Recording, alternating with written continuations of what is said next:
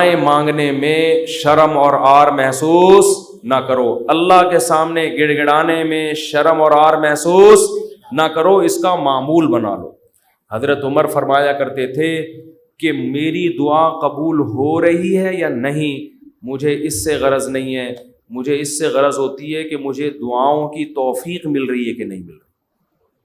تو جتنی دعائیں ڈاکٹر ٹھیک کرے گا، جا مانگ ڈاکٹر سے، میری مرضی میں ٹھیک کروں نہ کروں، لیکن تو نے یہ بتا دیا ہے کہ تو مجھے اپنا محتاج، تو اپنے آپ کو میرا محتاج نہیں سمجھتا، تو نے اپنے عمل سے یہ ثابت کر دیا ہے کہ تو اپنے آپ کو نہیں سمجھتا کہ میں اللہ کا محتاج ہوں، تو نہیں سمجھتا کہ اللہ سب کچھ کر سکتا ہے۔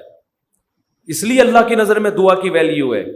اگر آپ کا کوئی مسئلہ اٹکا ہوا ہے اور آپ اس کے اسباب اختیار کرتے ہو، دعا نہیں مانگتے، اللہ کہتے ہیں تیرا یہ خیال ہے کہ مسئلے میں دور نہیں کر سکتا، مسئلے تیرے گورنمنٹ دور کرے گی، تو یہ تکبر ہے جو آپ کو سزا کا ذریعہ بنے گا اور برکتیں چھین لے گا آپ کی زندگی سے۔ اس لیے قرآن کے الفاظ دیکھو، وقال ربکم ادعونی استجب لکم، اللہ کہتے ہیں کہ مجھ سے دعا مانگو، میں تمہاری دعا کو قبول کروں گا۔ ٹھیک ہے بھائی، یہ آپشن ہے نا، آپ بتاؤ جب کوئی گورنمنٹ کسی کو کوئی آپشن دیتی ہے یا کوئی بینیفٹس دیتی ہے تو گن پوائنٹ پہ تھوڑی دیتی ہے بھائی گورنمنٹ نے یہ کہا کہ قرضہ ملے گا بغیر سود کے، غریب لوگوں کو چاہیے اپنا مکان بنائے، یہ کہے گی نا گورنمنٹ، آگے دھمکی تو نہیں دے گی جس نے قرضہ نہیں لیا نا ہم سے مکان بنانے کے لیے اس کو شوٹ کر دیا جائے گا، ایسی دھمکی دے گی کبھی؟ تو یوں ہی کر دو اگر منہ سے نہیں نکل رہا کچھ ہے۔ دھمکیاں دے کے کبھی کسی کو کوئی سہولت دی جاتی ہے؟ ہاں دیہاتی مائیں کرتی ہیں ایسا، کھا۔ وہ ایک آدمی نے پرینک بنایا کہ انگریزوں کی مائیں اور پاکستانیوں کی مائیں میں کیا فرق ہے، بڑا زبردست تھا۔ انگریز کی ماں کھانا لا کے رکھ دے گی، کھانا ہے کھا، نہیں تو یہاں سے دفع ہو جا ٹھیک ہے نا۔ پاکستانی اور دیہاتی ماں کیا کرے گی، وہ میرا بیٹا کھا لے، یہ میں نے تیرے لیے پکائی ہے بریانی، میں نے تیرے لیے یہ پکایا ہے، پہلے منتیں کرے گی، بچہ نہیں کھائے گا تو دھمکیاں دینے پہ آ جائے گی اس کو، کھا ورنہ میں تھپڑ ماروں گی تیرے کی، بے غیرت تو نے بنوایا کیوں مجھ سے، یہ مجھے پتہ نہیں ہے یہ۔ تو نارملی ایسا ہوتا نہیں ہے کہ آپ کسی کو کوئی نعمت دے رہے ہو اور ساتھ میں بندوق نکال کے بولو کہ یہ لو۔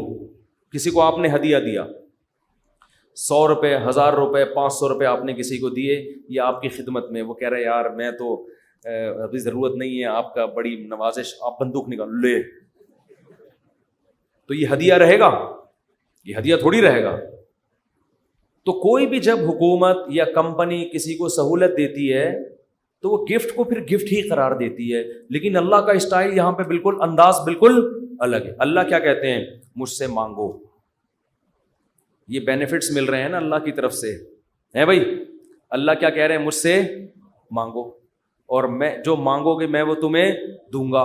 بس یہ اللہ ٹھیک ہے، ہمیں تو نے بتا دیا کہ ہم مانگیں گے اور تو دے گا، ہمیں یہ بات پتہ چل گئی، اب ہماری مرضی، ہم جب چاہیں تو اس سے مانگے، ہمیں یہ سہولت کا پتہ چل گیا، اب ہم ہماری مرضی، اب ہمارے، کہتے ہیں اٹس اپ ٹو یو، کہتے ہیں نا یہ اب آپ کے اوپر ہے، آپ مانگے یا نہیں مانگے۔ نہیں، آگے اللہ نے بندوق نکال لی ہے ٹھیک ہے نا، بندوق نکال لی۔ اللہ کہتے ہیں ان الذین یستکبرون عن عبادتی، یاد رکھو مجھ سے مانگنے میں تکبر کیا، میں نے تو کہا ہے مانگو، اگر نہیں مانگا، کبر سے کام لیا کہ نہیں جی ہم نہیں مانگ رہے، سیدخلون جہنم داخرین، ذلیل کر کے جہنم کی آگ میں پھینک دوں گا۔ بڑے بھائی اللہ تو ہمیں گفٹ دے رہا ہے دعا کا یا جرمانہ لگا رہا ہے، کیا کر رہا ہے؟ سمجھ میں آنے والی بات ہے؟ کوئی سمجھ میں آنے والی بات؟ بالکل سمجھ میں نہیں آ رہی ہے۔ یہی وجہ ہے کہ قرآن میں اور مقام پہ جب اللہ نے کہا نا میری یہ نعمتیں کھاؤ، تو پھر یہ نہیں کہا نہیں کھاؤ گے تو یوں کر دوں گا، یہ نہیں کہا۔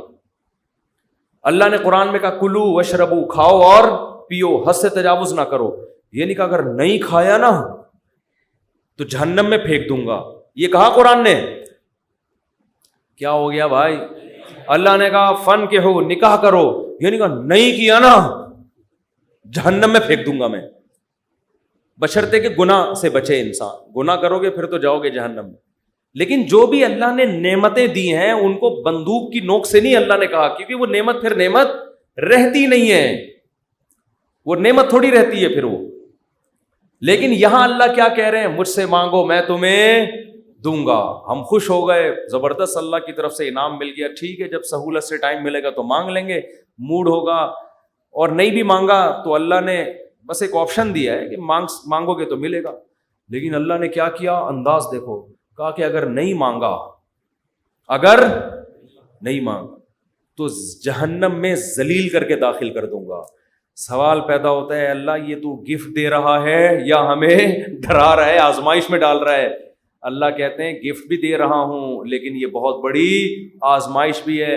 کیونکہ اگر کوئی بہت بڑا سیٹ آپ کو ایک خالی چیک دے اور کہے اس پہ پیسے لکھو اور سائن کر دو، اور آپ اس چیک کو اٹھا کے اس کے سامنے ڈسٹ بن میں ڈال دو، اس کا مطلب آپ کا یہ نہیں ہے کہ آپ کو پیسوں کی ضرورت نہیں ہے، آپ کا سیٹھ کے بارے میں خیال ہے کہ اس نے جھوٹا چیک دیا ہے، یہ جھوٹ بول رہا ہے، ورنہ کبھی آپ اس کو ڈسٹ بن میں اٹھا کے نہیں پھینکتے. بہت مشکل ہے بات سمجھانا، بہت مشکل. آپ غریب ہیں، کھانے کو روٹی نہیں ہے، ایک سیٹھ نے آ کے آپ کو ایک سونے کی ڈلی پکڑا دی، کہا لے موج کر، یہ کروڑوں روپے کی ہے. آپ نے اٹھا کے اس کو آپ نے کہا آپ نے اچھی آفر کی مجھے، بہت اچھا تحفہ ہے، بہت خوشی ہوئی، اب آپ جا سکتے ہیں. بیگم سے کہا اس کو کچرے میں پھینک دو. سیٹھ کو پتہ چلے گا نا تو وہ کہے گا بیٹا تو اتنا بڑا سیٹھ تو ہے نہیں کہ تجھے اس کی ضرورت نہ ہو، یہ تو میں جانتا ہوں، کھانے کو تیرے پاس روٹی نہیں ہے، یہ جو تو نے اس کو ڈسٹ بن میں پھینکا ہے نا یہ اس کی علامت ہے تو مجھے جھوٹا سمجھتا ہے کہ میں نے تجھے جو سونے کی ڈلی دی ہے وہ سونے کی نہیں ہے، اس پہ سونے کا پانی چڑھا ہوا ہے. یہ کس کے جھوٹ بولنے؟ یہ اصل میں تم میرے اوپر الزام لگا رہے. اللہ کہتے ہیں مانگو. اللہ کو پتا ہے کہ ہم سب محتاج ہیں، ہمارے درجنوں مسائل ہیں، ایسا دنیا میں کوئی نہیں ہے جس کے سارے مسئلے حل ہو گئے. مسئلہ حل ہوتا ہے تو 20 مسئلے پیدا کر کے حل ہوتا ہے وہ. اب دیکھو کتنے مسائل ہیں، کسی کوئی بے روزگار ہے، پیسے نہیں ہیں، پیسے آ گئے تو خطرات بڑھ گئے، ڈکیتی کا خطرہ، پیسے آ گئے تو 10 مسائل کھڑے ہو گئے، اور کوئی مسئلہ کھڑا ہو گیا، گردے کا مسئلہ ٹھیک ہوا، ہارٹ کا پیشنٹ بن گیا، اور 20 قسم کے مسائل ہیں نا. سب کچھ ٹھیک ہے تو پھر بھی سکون نہیں ہے زندگی میں، نیند نہیں آ رہی، نیند کی گولیاں کھا کے سو رہے ہیں. دنیا میں ٹینشن لیس آدمی کوئی بھی نہیں ہے. اب اللہ نے کہا مانگو. اب ہمیں اللہ نے بلینک چیک دے دیا ہے کہ جو لکھو گے میں دے دوں گا تمہیں. آپ نے اللہ کی اس آپشن کو، اللہ کی اس نعمت کو اٹھا کے ڈسٹ بن میں پھینک دیا. آپ ہر ایک کے در پہ جا کے اپنی حاجتیں بیان کرتے ہو، کبھی تھانے میں پہنچے ہوئے ہوتے ہو، کبھی ڈی سی آفس پہنچے ہوئے ہوتے ہو، کبھی ڈی ایس پی کے پاس پہنچے ہوئے ہوتے ہو، کبھی وزیر اعظم سے رابطے کی کوشش میں، کبھی مسجد کے امام سے آ کے کہہ رہے ہوتے چڑیل آ گئی ہے، کوئی دم درود کر کے اس کو بھگا دو گھر سے. 10 قسم کے. لیکن اللہ کا دروازہ کھٹکھٹانے کے لیے تیار نہیں ہو تو یہ اس کی علامت نہیں ہے کہ آپ کے مسائل حل ہو گئے، یہ اس کی علامت ہے کہ آپ نے اللہ کی آفر کو ہلکا سمجھا ہے، اللہ کو معاذ اللہ آپ نے جھوٹا سمجھا ہے، اللہ کو معاذ اللہ آپ نے اس کے بیان کو سیاسی بیان سمجھا ہے. لیکن جو ایمان والے لوگ ہیں وہ اللہ کی اس آفر سے فائدہ اٹھاتے ہیں. کتابوں میں لکھا ہے کہ یعقوب علیہ السلام کے بیٹے جب ان سے بچھڑے تھے اتنی اللہ سے دعائیں مانگی کہ ان کے گھٹنے سجدے میں گر گر کے دعائیں مانگ مانگ کے ان کے گھٹنوں اور بازوؤں پہ نشان پڑ گئے تھے. وہ انبیاء بہت دعائیں مانگتے ہیں، ہر بات میں دعا، ہر بات میں دعا. قرآن کہتا ہے مجاہدین جو میدان جنگ میں لڑائی کے لیے اترتے ہیں وہ کیا دعا مانگتے تھے؟ ربنا افرغ علینا صبرا وثبت اقدامنا. اے اللہ ہمارے اوپر صبر کو انڈیل دے، ہمارے قدموں کو مضبوطی سے جما دے اور ہمیں ان دشمنوں پر فتح دے. تمام اسباب وسائل کے ساتھ اترے ہیں مگر دعائیں کس سے مانگ رہے ہیں؟ اللہ سے. بدر میں دیکھو اللہ نے ہمارے نبی سے وعدہ کیا تھا مدد کروں گا، لیکن صحابہ کہتے ہیں نبی پوری رات مصلے پہ سجدے میں روتے رہے ہیں، اللہ سے مدد کی دعائیں مانگتے رہے ہیں، حالانکہ اللہ نے تو مدد کا وعدہ کیا ہے پھر بھی مانگ رہے ہیں. اے اللہ اگر یہ 313 شہید ہو گئے تو تیری دنیا میں عبادت کرنے والا کوئی بھی نہیں ہوگا. اللہ کو واسطے بھی دے رہے ہیں. جہاں پیغمبروں کے ساتھ کوئی زکریا علیہ السلام کی اولاد نہیں، اللہ سے اولاد مانگ رہے، پوری زندگی اسی میں گزر گئی، بڑھاپے میں جا کے اولاد ملی ہے. تو سارے پیغمبروں کا اللہ نے یہی تذکرہ کیا, ہر بات میں دعا. سلیمان علیہ السلام جو حاجت پوری ہو رہی ہے فوراً کیا کر رہے ہیں؟ اللہ سے دعا. ایوب علیہ السلام پریشانیوں میں, زندگی ٹینشنوں میں, بیماریوں میں, قرآن کہتے ہیں اللہ سے ہاتھ اٹھا کے دعائیں مانگتے تھے. انی مسنی الضر, اے اللہ بہت پریشانی میں ہوں. انت ارحم الراحمین, تو سب سے زیادہ رحم کرنے والا. پیغمبروں کو اس سے غرض نہیں ہوتا, اس سے غرض نہیں ہوتی کہ دعا قبول ہو رہی ہے یا نہیں ہو رہی. وہ کہتے ہیں ہم مانگتے رہیں بس, ہمارا کام کیا ہے. اور یاد رکھو جب قبول نہ ہو رہی ہو نا پھر مانگنے کا مزہ ہے. مزہ کب ہے؟ آپ کے کیسی الٹی الٹی باتیں کرنے کے لیے مصطفیٰ نے بلایا ہے. قبول نہ ہو رہی ہو نا تو پھر ہے مانگنا, تبھی تو یہ اس کی علامت ہے کہ آپ کا اللہ پہ ایمان ہے اور وہی قبول ہوتی ہے. بعض دفعہ آپ اللہ سے جو چیز مانگتے ہیں اللہ وہ نہیں دیتا, اس کا آلٹرنیٹ دے دیتا ہے. ایک صاحب کا فون آیا, مجھے کسی سے عشق ہوا ہے اور میں دعائیں مانگ مانگ کے تھک گیا, پھر بھی نہیں ہو رہی شادی. آج کل تو لڑکوں کے یہی مسائل ہیں, مانگ مانگ کے دعائیں تھک گیا. تو آپ کہتے ہیں دعائیں قبول ہوتی ہیں, میں تو پھر اس پہ اور تڑکا لگا دیتا ہوں. میں کہتا ہوں بہت سے لوگ کہتے ہیں ہم جس کو مانگ رہے ہیں وہ ملی نہیں. چلو نہیں ملی, مقدر میں ہوگا, دعا قبول نہیں ہوئی. مفتی صاحب کہہ رہے ہیں دعائیں کیا ہوتی ہیں؟ قبول. لیکن اس کی کہیں اور شادی کی خبر ہمیں مل رہی ہے. تو اللہ اگر دعا قبول نہیں کرتا تو کم از کم ایسا تو نہ کرے نا کہ اس کی کہیں شادی ہو رہی ہے اور ہمیں اطلاع مل رہی ہے. خوشی خوشی لوگ بتا رہے ہیں تمہیں پتہ ہے اس کی شادی ہو گئی. چلو یہاں تک بھی بات سمجھ میں آتی ہے. اس کے بچہ ہوا, ہمیں اطلاع دی جا رہی ہے. ارے تمہیں خوشخبری سنا ہے وسیم بھائی, کوئی وسیم بیٹھے ہو تو معذرت, تمہیں پتہ ہے وہ جو تمہاری کلاس فیلو تھی اس کی ایک جگہ شادی ہو گئی تھی, اس کے ماشاءاللہ آج بیٹا پیدا ہوا ہے. اور انسان تبتا یار ہم نے تو لیلۃ القدر میں دعائیں مانگی تھی ہمیں مل جائے, اور ادھر بھی چلے بھی وہاں گئی اور اس کے بچہ بھی پیدا ہو گیا. اور تباہی اس وقت آتی ہے جب وہ بچہ سمجھدار ہو کے آپ کو ماموں کہنا شروع کرتا ہے. حقیقت بات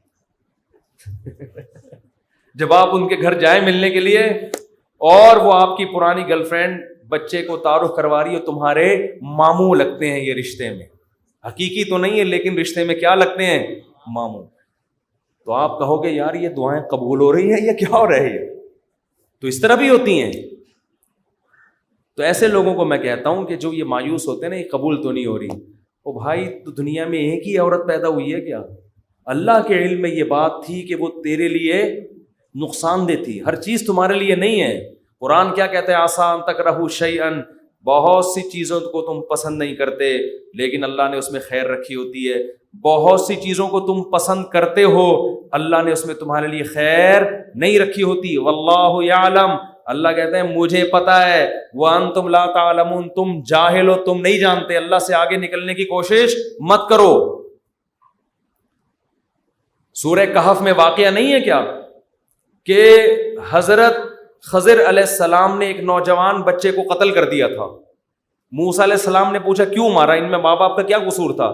فرمایا یہ بچہ بڑا ہو کر ماں باپ کا باغی بنتا, اس لیے اللہ نے اٹھا لیا اس کو. اور نیک والدین تھے, اللہ ان کو دوسری اولاد دے گا. اب وہ والدین تو رو رہے ہوں گے ہائے ہمارا بچہ اللہ نے چھین لیا ہم سے. بھائی اللہ کے علم میں یہ بات ہے کہ اس کے کا نعم البدل اللہ تمہیں عطا کرے گا, اور وہ ایسا ہوگا جو تمہاری خدمت کرے گا. تو ہمیں نہیں پتا, کچھوں کی اولاد نہیں ہوتی, وہ پریشان ہے ہو کیوں نہیں رہی, اسی میں خیر ہے. کیا بھروسہ کوئی اولاد ہو اور وہ آپ ہی کا سر بجانا شروع کر دے. وہ آپ جو جیسا چل رہا ہے اللہ سے اچھی امید رکھو, اے اللہ میرے ساتھ یہی ٹھیک, سر پہ بال اگائیں ٹھیک ہیں, نہیں یوں بولا کرو مجھ پہ ٹنڈ سوٹ کرتی ہے اس لیے اللہ مجھے بال نہیں دے رہا. بہت سے لوگوں کے مسئلے بال ہی نہیں اگ رہے, مالشیں کر کر کے, زیتون کی مالشیں, یہ آملہ کھا لیا انہوں نے, لگانے کے بجائے نا کھانا شروع کر دیا انہوں نے, نہیں اگ رہے ہیں. ایسے لوگ ایسے گنجے دنیا میں موجود ہیں. مجھ سے آگے پوچھ رہے ہوتے ہیں آپ نے کیا کیا ہے جو آپ کے بال اگائے؟ تو بھائی ہر ایک کے نہیں اگیں گے, یہ آزمائش ہے اللہ کی طرف سے. تو اسی میں صبر کرو یار, مر کے کیا ہو جائیں گے, ختم. اسی میں اس پہ روٹیاں پکاؤ. جب ایک بڑا سر ہو نا اور بڑی خوبصورت سی ٹنڈ ہو تو میرا تو دل کرتا ہے اس کو دھوپ میں گرم کر کے اس پہ چپاتیاں مزہ آتا ہے. سر بھی بڑا ہو اور تمیز سے بنا ہوا, تو ایک دم ایک ایسا فیل سا ہوتا ہے. خیر یہ تو مزاق, اس پہ ایڈریس لکھ لو, کبھی گم نہیں ہو گیا آپ. تو اگر اللہ نے ٹنڈ دیے, بہت سے کام اس ٹنڈ سے لیے جا سکتے, ایڈریس لکھ دو اس پہ, تو اس کا فائدہ یہ ہوگا کہ کبھی بھی گم نہیں ہوگے. خیر یہ تو میں مذاق کر رہا ہوں, لیکن اللہ نے جو آزمائش مقدر کی ہے, کیا کرو بھائی, صبر. خواتین پریشان ہوتی ہیں, بچے مر جاتے ہیں بعض دفعہ بچپن میں. نبی نے کیا فرمایا, جس عورت کا بچپن میں بچہ مر گیا اور اس نے صبر کیا, میں اس کے لیے جنت کی ضمانت لیتا ہوں. بے صبرے لوگ اللہ کو پسند نہیں ہیں. ہم نے اپنے بچپن میں ایسی عورتیں بھی دیکھی ہیں, جوان بیٹا مر گیا, آنسو نکل رہے ہیں ان کے, میں نے خود اپنی آنکھوں سے دیکھا, آنسو نکل رہے ہیں ماں کے, لیکن اللہ سے کہہ رہی ہے, اے اللہ یہ آنسو میرے اختیار میں نہیں ہے اس لیے رو رہی ہوں, کہیں تو مجھے بے صبرے لوگوں میں شامل نہ کر لینا. میں نے ایسی عورتیں دیکھی ہیں بچپن میں, جوان بیٹا مرا ہوا ہے اور ماں رو کے کیا کہہ رہی ہے, اللہ یہ میرے اختیار میں نہیں ہے اس لیے رو رہی ہوں. دیکھو ایسی عورتیں ہوا کرتی تھیں. اب تو چیخنا, چلانا, واویلا کرنا, شور شرابہ, گھروں میں چیزیں اٹھا کے پھینکنا, اس کو سمجھتے ہیں بڑا نیک آدمی ہے یہ. تو صبر کرنے والے پسند ہیں. مانگتے رہو مانگتے رہو مانگتے رہو, اس چکر میں مت پڑو کہ کون سی قبول ہو رہی ہے کون سی نہیں ہو رہی, ہر چیز اللہ سے مانگے. نبی نے فرمایا جوتے کا تسمہ بھی ٹوٹ جائے تو کس سے مانگو, اللہ سے. اس کا مفہوم پتہ ہے کیا ہے, مطلب یہ کہ لوگوں سے مت مانگو, لوگوں سے مت مانگو. ہر حاجت کس کے سامنے پیش کرنی ہے, اللہ سے. پھر قبول ہو جائے ٹھیک ہے, نہیں ہے تو زیادہ ٹھیک ہے. اور میں نے تو اپنی زندگی میں دیکھا ہے بھائی کہ انسان حقیقت میں اللہ سے گڑ گڑا کے مانگتا ہے نا, دعا قبول ہوتے ہوئے نظر آتی ہے اس کو. دیکھو دعا کی حیثیت کیا ہے کہ آپ نے اللہ کے دفتر میں اپنی فائل جمع کرا دی, تسلی ہو گئی, آپ کا کام اب ہو جائے گا, اب آپ ٹینشن نہ لیں. لوگ کہتے ہیں نا گورنمنٹ کے ادارے میں, بھائی ہم نے فائل جمع کرا دی ہے, اب ہمارے بس میں جو تھا وہ ہو گیا, اب یہ پروسیس سے گزرے گی, جو بھی آپ کا پلاٹ آپ کے نام ہونا ہے, گاڑی آپ کے نام ہونی ہے, گھر پہ آپ کو میسج آ جائے گا. اب تمیز سے بیٹھ جاؤ, بار بار جا کے وہاں پوچھتے نہیں رہو فون کر کے, سر میرا کام ہو گیا, سر میرا کام ہو گیا. بھائی فائل, پیشنٹ آپ ہاسپٹل میں, اچھے ہاسپٹل میں اگر آپ داخل کرا دیتے ہو, آپ کہتے ہو وہ بندہ سیو ہے, اب یہ ڈاکٹروں کے حوالے میں نے کر دیا, اب آپ تسلی سے. تو جب آپ دنیا میں تسلی کر لیتے ہو یار پیشنٹ ڈاکٹروں کے حوالے کر دیا, فائل گورنمنٹ کے دفتر میں جمع کرا دی ہے, تو اللہ کے ہاں دعا مانگ کے بھی مسلمان کو تسلی ہوتی ہے. میں نے اپنا دکھڑا کس کے سامنے رکھ دیا ہے, اللہ کے. اب اس کی مرضی ہے, وہ کرے ٹھیک ہے, نہیں کرے تو بھی ٹھیک. اب میرے لیے جو فیصلہ ہوگا وہ بہتر ہوگا, لیکن اللہ آزماتا ہے. ایک حدیث بیان کر کے بس بیان کو ختم کرتا ہوں. نبی صلی اللہ علیہ وسلم نے ارشاد فرمایا کہ اللہ بندے کی دعا اس وقت تک قبول کرتے رہتے ہیں جب تک وہ دعائیں کر کر کے تھک کے یہ نہیں کہتا کہ میں دعا مانگتا ہوں مگر قبول نہیں ہوتی. عجیب حدیث ہے. دیکھو بندہ یہ کیوں کہہ رہا ہے کہ میں دعا مانگ رہا ہوں قبول نہیں ہو رہی, اس لیے کہ اسے لگ رہا ہے نا کہ جو مانگ رہا ہوں وہ مل نہیں رہا, تبھی تو کہہ رہا ہے. لیکن نبی کہتے ہیں جب تک یہ الفاظ نہیں کہے تھے نا, اس سے پہلے ساری قبول ہو رہی تھی, ساری قبول ہو رہی تھی. جب یہ کہا تو اب اللہ قبول کرنا بند. تو اس سے صاف پتہ چل گیا کہ آپ کو جو لگتا ہے نا کہ قبول نہیں ہو رہی, وہ بھی حقیقت میں ہو رہی ہیں, وہ ہو رہی ہیں قبول. آپ یہ ہم بیوقوف ہیں جو ہم سمجھ رہے ہیں کہ نہیں ہو رہی. کس طرح سے ہو رہی ہیں یہ کس پہ چھوڑ دو, اللہ پہ. تو اپنے گھروں میں دعاؤں کا معمول بنائیں. اگر اس رمضان میں ہم صرف دعا کرنا ہی سیکھ لیں تو میں سمجھتا ہوں کہ یہ رمضان ہمیں بہت کچھ دے کر جا رہا ہے. اور حضرت حکیم الامہ فرمایا کرتے تھے جن کو گناہوں کی عادت نہیں چھوٹ رہی نا, تو وہ بھی اللہ سے دعاؤں میں مانگ لیا کریں کہ اللہ مجھے یہ عادت چھڑوا دے. تعلق ختم نہ کریں اللہ سے, لنک ختم نہ. اللہ کو وہ لوگ پسند نہیں ہیں جو اللہ سے تعلق ختم کر دیں. لنگڑا لولا تعلق ہو, گناہوں کے بعد توبہ والا تعلق رکھو, لیکن رکھو, تعلق ختم نہیں ہونا چاہیے. کیونکہ یاد رکھو جیسے ہم اکیلے پیدا ہوئے قبر میں بھی اکیلے ہی ہوں گے, اس وقت اللہ کے سوا کوئی بھی نہیں ہوگا. تو جس نے دنیا میں اللہ سے جتنی دوستی لگا لی, قبر میں یہ دوستی کام آئے گی. اور جس نے دنیا میں اللہ سے لا نہیں لگائی, اللہ کو یاد نہیں رکھا, بیوی بچوں کے بکھیڑوں میں, دوستوں کے بکھیڑوں میں, رشتہ داروں کے بکھیڑوں میں پڑا رہا, پیسوں کے بکھیڑوں میں, تو قبر میں ان میں سے کوئی بھی کام نہیں آئے گا. قبر کی تنہائی اللہ کی یاد دور کرتی ہے. قرآن کی تلاوت, ذکر اذکار, یہ قبر کی میں روشنی کا ذریعہ بنے گی. اور اگر اللہ سے دل میں وحشت ہے, نہ مانگنے کی عادت ڈالی, یہاں مانگو گے تو وہاں بھی قبول ہوگی. اور نبی صلی اللہ علیہ وسلم نے فرمایا کہ تنگی کی حالت ہو یا خوشی کی حالت ہو, دونوں حالتوں میں اللہ سے مانگنا ہے. پریشانیوں میں اللہ سب کو یاد آتا ہے, خوشیوں میں اللہ یاد آنا مشکل. جب پریشانی ہوتی ہے, ابھی تو ہندو بھی اللہ سے دعائیں مانگ رہے ہیں, کورونا پھیلا ہوا ہے, وہ بھی آ کے مسلمانوں سے کہہ رہے ہیں اللہ سے مانگو. بھائی ہماری دادی اللہ مغفرت فرمائے بتایا کرتی تھی, اور بھی میں نے یہاں ایک بزرگ تھے ان سے بھی سنا, کہ جب ہندوستان میں قحط پڑتا تھا تو ہندو مسلمانوں سے آ کے کہتے تھے اللہ سے دعا مانگو یہ قحط دور ہو جائے. تو جب سخت مصیبت آتی ہے, میں نے ایک دفعہ جہاز میں سفر کر رہا تھا, تو کراچی سے ہم پتہ نہیں اسلام آباد یا لاہور, تو کیا ہوا ہے, جہاز میں اکثر لبرل قسم کے لوگ بیٹھے ہوتے ہیں, اکثر, زیادہ تر نہیں, اکثر, جو اللہ کو ذرا کم ہی یاد کرتے ہیں, ذرا ماڈرن قسم کے لوگ ہوتے ہیں نا جہاز میں, پیسہ ہوتا ہے تو, ورنہ وہ ٹرین سے, نیک آدمی ہوتا تو ٹرین سے جا رہا ہوتا نا, یا بس سے جا رہا ہوتا بیچارہ, چھت پہ بیٹھ کے جا رہا ہوتا. پیسہ آتا ہے تو دین اکثر چلا جاتا. تو اکثر جہاز میں دیکھا ہے لبرل, ایئرپورٹ پہ ہی اسٹائل پتہ چل جاتا ہے. تو ہم جا رہے ہیں, ہمیں کراچی سے جہاز چلا ہے, راستے میں کہیں موسم خراب, تو ہلکے پھلکے 2-3 جھٹکے آئے جہاز کو. میں نے تو لیپ ٹاپ نکالا, وصیت کو اپڈیٹ کر دیا نا. ٹھیک ہے, تو میرے پاس ہر وقت وصیت نامہ رہتا ہے, کوئی بھی ایسی بات ہے وہی لکھ دو. اپڈیٹ کیا یا کرنے کا ارادہ کیا, ابھی پوری بات مجھے یاد نہیں ہے, لیکن میں اکثر ایسا کر دیتا ہوں کہ جب کوئی ایسا خطرہ ہوتا ہے فون پہ بتا دیتا ہوں. جہاز میں تو فون کر نہیں سکتے. ایک دفعہ ہم مکہ سے مدینہ جا رہے تھے, عربی ڈرائیور تھا, اس نے جو بھگائی ہے گاڑی, ٹیکسی لی تھی کرائے پر, تو میں نے گھر باقاعدہ فون کر کے 2-3 وصیت نامے اسی وقت لکھوائے. میں نے کہا مجھے یقین نہیں ہے کہ میں مدینہ پہنچ پاؤں گا. اس نے نمبر پلیٹ پہ کالا کپڑا لگا دیا تاکہ کیمرے میں, اور وہ جو بھگائی ہے اس نے, اور وہ جو راستے میں روکنے کے لیے آ رہی ہوتی ان کو بھی اڑاتا ہوا نکل گیا. وہ جب نمبر ہی ٹریس نہیں ہو رہا اس کا, تو ایسے بھی ہوتا ہے بعض دفعہ. تو جہاز میں پہلا جھٹکا آیا, کوئی بھی اللہ کو یاد نہیں کر رہا. ارے ایئر ہوسٹس نے بتایا کوئی نارمل تھوڑا سا سیٹ بیلٹ باندھ لیں, وہ جو ٹھش پش اس نے کرنی تھی کر دی. 2-3 دفعہ ٹھش پش کر کے وہ نکل گئی. آگے گئے ہیں تھوڑا اور, پھر, او بھائی پھر جو جہاز نے ہچکولے کھانا شروع کیے ہیں, اب طبیعتیں خراب ہونا, وہ جو اوپر سے چیزیں گرنا شروع ہو گئی نا. مجھے جنید جمشید یاد آیا. میں نے کہا اللہ بچا لے تو زیادہ خوشی ہوگی, بچ جائیں تو باقی تیرے ہاتھ میں. مانگنی تو اللہ سے عافیت چاہیے نا, اللہ زندگی دیتے, ہم تو محتاج ہیں نا.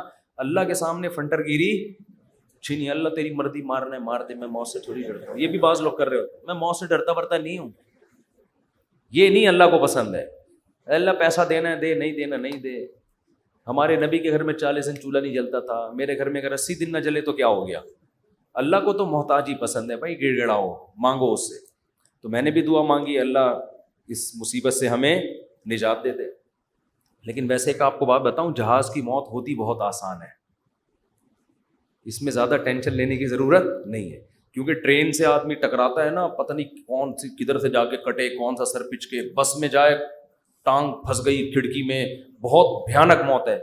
جہاز میں ایسی موت ہوتی, میں نے تو جہازوں کے انجینئروں سے بھی دوستی ہے, پائلٹوں سے بھی, وہ کہتے ہیں جہاز میں آپ بیٹھے ہوئے ہیں, فوراً پہنچ گئے دوسرے جہان میں. وہ جو تھوڑی میں تھوڑا ہل رہا ہے اس کا تو خطرہ ہوتا ہے کہ یہ ہو کیا رہا ہے ہمارے ساتھ, لیکن جب ٹکراتا ہے نا, اللہ نہ کرے, تو یا جیسے ہی اس کی اسپیڈ کم ہوئی یا کسی سے ٹکرایا تو ہماری کھوپڑی ہمارے تن سے فوراً سے پہلے جیسے سر قلم کر دیا کسی کا, تو ایک دم مر جاتا ہے. اس لیے زیادہ ٹینشن نہ لیا کریں. تو اب وہ جب ہلنا شروع ہوا تو شروع میں تو لوگ انجوائے کر رہے ہیں بھائی, کوئی اخبار پڑھ رہا ہے, کوئی کیا کر رہا ہے, کوئی ویڈیو گیم کھیل رہا ہے, کوئی فلم دیکھ رہا ہے, جو بھی موبائل پہ لگے ہوئے ہیں. جب زیادہ ہلنا شروع ہوا ہے نا تو اللہ اللہ کی آوازیں آنا شروع. میں نے کہا اب دیکھو یہ انسان کتنا نالائق ہے. اللہ نے اتنے جھٹکے دیے, اب بول اللہ نہیں, ابھی تک نہیں. اخبار, پب جی, یہ سب چیزیں چل رہی. وہ جب چیزیں گرنا, اور ایئر ہوسٹس وہ جو پانی وانی لے کر آتی ہے نا, وہ بھی دھڑام سے ادھر کو نیچے. جب اتنی حالت ہوئی ہے, وہ ایئر ہوسٹس بولے ایکچولی کچھ بھی نہیں, کچھ بھی نہیں, کچھ بھی نہیں. لوگوں کو پتا ہے کہ ان کو تو یہ سکھا کے بھیجا جاتا ہے کہ کچھ بھی ہو جائے آپ نے بولنا ہے کہ کچھ نہیں ہوا, کیونکہ ان کو تو تنخواہ اس چیز کی مل رہی ہے نا. کیونکہ اب اگر کچھ ہو یا نہ ہو, آپ کے چیخنے سے ہونے والا کچھ بھی نہیں ہے. تو یہ جہاز کے عملے کو سکھایا جاتا ہے کہ چاہے تباہ بھی ہو جائے نا, کچھ بھی ہو جائے, آپ نے یہی بولنا ہے کہ ٹینشن لینے کا نہیں ہے. وہ 50-50 کی طرح بالکل, کہ وہ کمنٹری کر رہا ہے, سلیم اللہ بہت اچھا کھیل رہا ہے, بہت اچھا کھیل رہا ہے. لوگ کہہ رہے ہیں بھائی یہ کہاں کھیل رہا ہے ہاکی میں, کہہ رہے ہیں بہت, میں تو یہ بولوں گا یہ بہت اچھا کھیل رہا ہے. جو آڈینس بیٹھے ہوئے تھے تماشائی, انہوں نے کہا ہم جا رہے ہیں. اس نے کہا جہنم میں جاؤ تم لوگ, لیکن یہ بہت اچھا کھیل رہا ہے. پھر پیچھے دکھایا کہ اس کے کسی نے بندوق رکھی ہوئی ہے, یہاں پہ بندوق رکھی ہوئی. تو ایئر ہوسٹس نے تو یہی بولنا ہے کہ نارمل ہے, کچھ بھی نہیں. اس کو ٹریننگ دی جاتی ہے اس کی, کیونکہ اگر لوگ چیخیں گے چلائیں گے تو پہلے ہی جہاز تباہ ہونے کا خطرہ ہے نا, پائلٹ پہ کو ٹینشن دیں گے لے جا کے. تو اب کیا ہے کہ جی وہ جب 2 گھنٹے میں زیادہ ہی ہو گیا, اب چیزیں گرنا شروع ہو گئیں, تو پھر سب کو اللہ یاد آنا شروع. پھر لا الہ الا اللہ, پھر لا الہ, ختم نبوت کا عقیدہ زندہ باد. کوئی بھروسہ نہیں تھا, تحفظ ختم نبوت کے نعرے لگنا شروع ہو جاتا. مجھے بڑی عبرت ہوئی, میں نے کہا دیکھو انسان کتنا کمزور ہے, 2 منٹ لگتے ہیں اس کی ہوا نکلنے میں. فنٹر گیری ختم ہونے میں کتنے 2 منٹ لگتے, ورنہ کیسے 3 پیس سوٹ ٹائی میں ایسا فنٹر بن کے بیٹھا ہے. تھوڑی دیر پہلے کوئی مولوی اس کو آ کے بولتا ہے کبھی اللہ کا نام بھی لے لیا کرے گا, دفعہ یہاں سے, تم لوگ کو اللہ اللہ کے علاوہ کچھ آتا ہی نہیں ہے. گورا دیکھو کہاں پہنچ گیا, چاند پہ, چاند سے بس تھوڑا سا نیچے سے وہ چھلانگے لگا رہا ہے, ٹھیک ہے نا. اور تم کیا اللہ اللہ صبح تسبیح پڑھا کرو, شام کو لا الہ الا اللہ پڑھا کرو, کیا تم لوگوں نے. تو بھائی جب ایک چپت پڑتی ہے تو اچھوں کو بھی اللہ یاد آتا ہے. تو بہتر ہے کہ خوشی کی حالت میں اللہ کو یاد رکھو. تو بس تو خوشی میں اللہ کو یاد رکھو گے. حدیث میں آتا ہے کہ غم میں